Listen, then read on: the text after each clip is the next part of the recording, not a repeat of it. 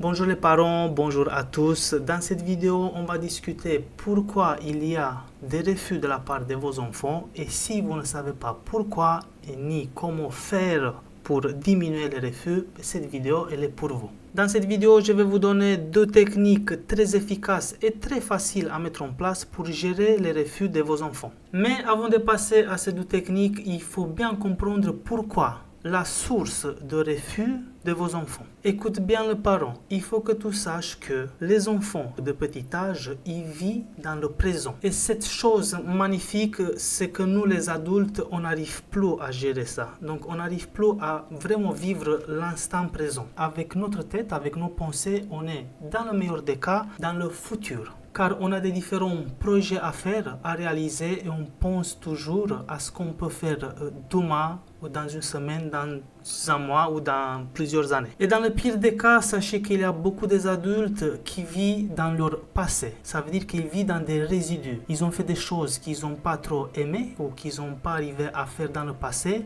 et chaque fois ils se posent des questions pourquoi ils ont fait ça et qu'est-ce qu'ils pourraient faire d'autre pour que ça soit meilleur. Et en pensant tout le temps dans le passé, on vit dans des souvenirs résiduels. Et sachez que nos enfants, eux, ils ne se réveillent pas le matin avec une liste de tâches à exécuter dans la journée. Ils s'en fichent complètement du futur. Et concernant le passé, c'est très loin. C'est bien loin derrière. Ils s'en fichent 3 fois plus que le futur. Pour te donner un exemple, rappelle-toi quand tu as laissé ton enfant chez mamie, papi pour le week-end et vous le récupérez dimanche soir.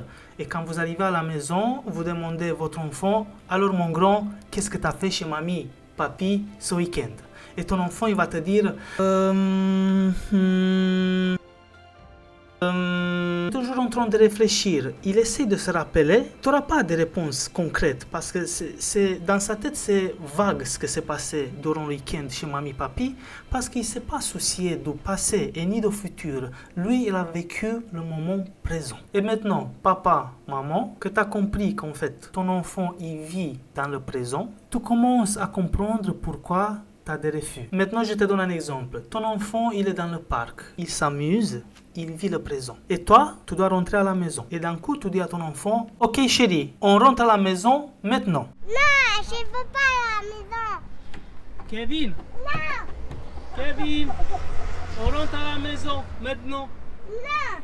Ton ordre qui vient d'un coup, qui est très direct et son issue, sache qu'il est très difficile à gérer pour ton enfant. Et ce n'est pas parce qu'à la maison, ce n'est pas bien. Peut-être que c'est encore mieux que dans le parc parce qu'il a beaucoup de jouets, beaucoup d'autres choses à faire. C'est juste que lui, il se sent bien. Donc il profite du présent, alors il a du mal à s'imaginer dans le futur qu'est-ce qu'il va faire à la maison. Donc du coup, il essaye de garder l'instant présent parce qu'il s'amuse. Meilleur des cas, il va t'ignorer, donc il ne va pas te répondre. Sinon, tu auras carrément un refus de non. Je ne viens pas ou je veux rester encore. C'est pour cela que moi, quand je vais dans le parc, j'observe aussi les autres parents qui sont autour de moi et je vois très souvent ces choses-là. Donc les parents, ils restent 1 heure, 2 heures. De toute façon, les enfants, ils ont envie, tant qu'ils se sentent bien, ils ont envie de rester en permanence là-bas. Et quand ils veulent rentrer à la maison, donc ils donnent des ordres directs et fermes. Et c'est là que ça bouleverse l'instant présent de l'enfant. Il va se créer en fait l'ignorance ou le refus. Et maintenant que tu as compris ça, on peut passer à ces deux magnifiques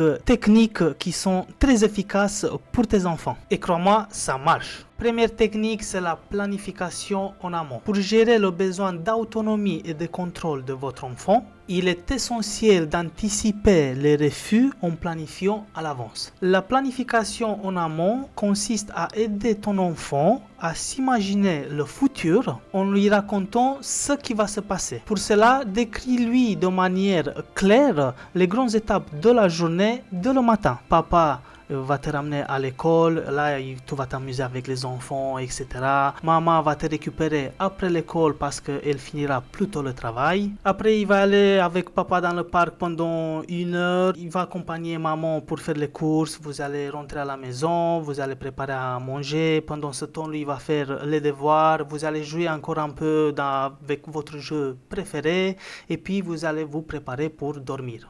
Voilà, donc en gros, c'est ça. Le plus important, c'est de détailler chaque étape au moment opportun. Donc, c'est ici le point clé de cette technique de planification. C'est quand vous êtes pendant chaque étape de la journée. Donc là, vous devez intervenir avec la notion de temps en minutes. Donc, si vous vous souvenez avec l'exemple du parc, au lieu de lui donner à l'enfant un ordre direct, vous allez lui dire, tu as encore 15 minutes à jouer dans le parc, après on se prépare pour rentrer à la maison parce que maman, elle doit faire à manger. Par exemple, tu peux regarder ton téléphone pendant encore 10 minutes, puis on passera à table. Du coup, cette technique, vous allez l'utiliser pour toutes les situations. Quand vous devez changer une situation à l'autre, donc vous allez lui dire, tu vas faire ces choses-là pendant X minutes, puis on va passer à autre chose. Peu importe l'âge de ton enfant, s'il comprend la notion de temps ou pas, le simple fait d'entendre ces messages préventifs, il va beaucoup l'aider de passer d'une chose à l'autre. Avec le temps, grâce à cette technique, il va apprendre aussi la notion de temps en minutes. Attention, c'est pour cela que avec cette technique, il faut être le plus précis possible et réaliste, sincère.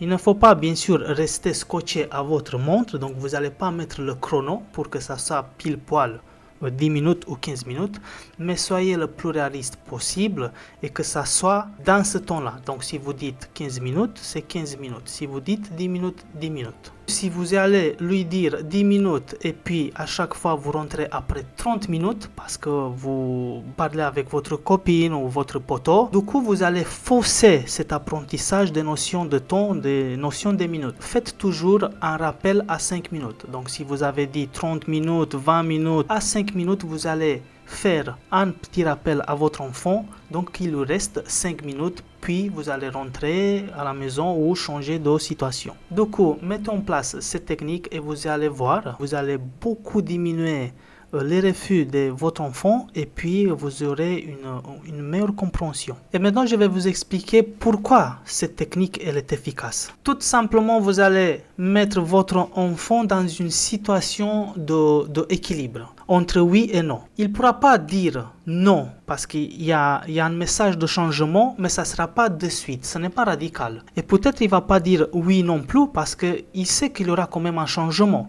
Et peut-être lui il veut rester dans cette situation présente où il se sent bien. En étant un peu confus et avec le rappel aussi de 5 minutes, avec le temps, vous allez voir qu'il va comprendre et il va percevoir différemment ce message de prévention. Et ça va transformer par la suite en acceptation. Ok, on a fini avec la première technique et maintenant on passe à la deuxième technique. La deuxième technique, elle s'appelle après avoir fait. Cette deuxième technique vous aidera à obtenir un meilleur comportement de votre enfant à condition de l'utiliser correctement. En fait, c'est simple, elle est très simple cette technique. Après avoir fait, ça remplace le si. Les phrases avec le si, ce sont des phrases de négociation. Plutôt de négocier ou d'utiliser le conditionnement avec un si, apprenez à présenter les choses sous forme de chronologie. Je m'explique.